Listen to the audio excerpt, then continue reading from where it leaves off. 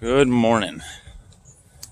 So today, as I was taking my walk, or as I am taking my walk, I was thinking about the people that are getting injured doing their recreational stuff, right? Their pickup basketball or whatever it is, something that they do just once in a while, and they're not addressing the movements that they need to help them prepare for that outside of the sport or the activity, right? So people playing pickup basketball, maybe they do that once or twice a week on the weekend, and they're getting ACL tears, blowing out their Achilles, groin pulls, that kind of stuff.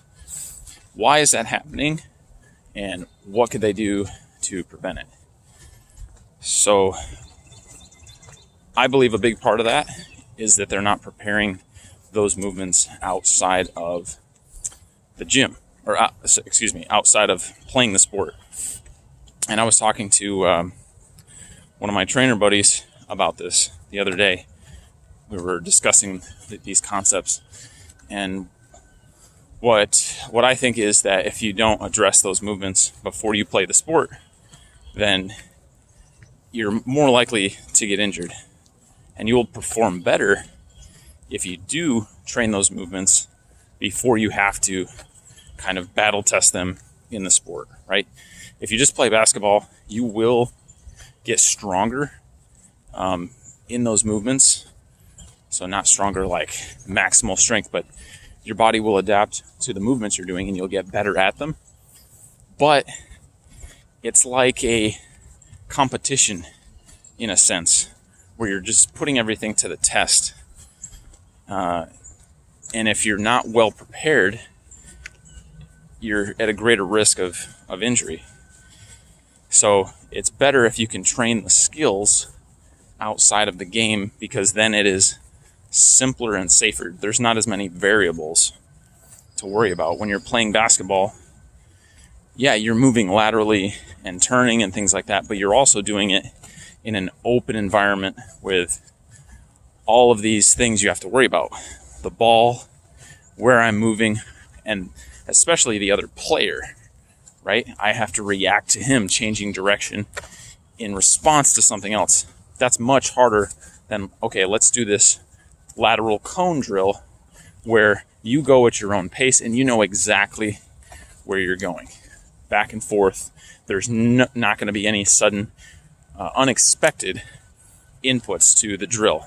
That is a much safer place to start than just throwing somebody into the game, right? And when you're younger, you can just go play sports, and we should.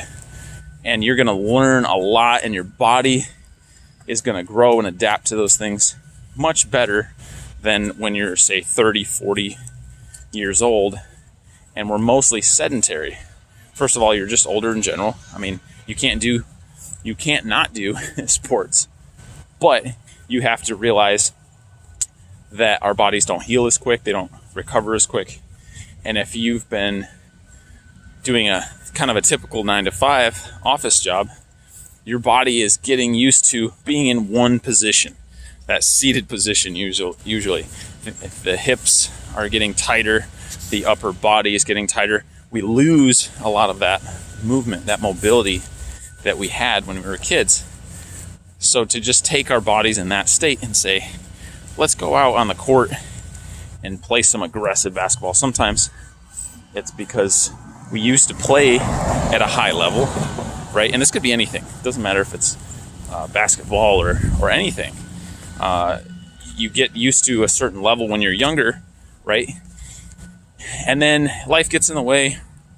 You have family, career, responsibilities, and you can't do the thing you love as much as you used to. Maybe you get away from it for years, and then eventually you come back to it, and you feel like you should be at the same level you used to be, but you're not. And that's when people can get hurt. So this gets back to what I'm trying to say about training.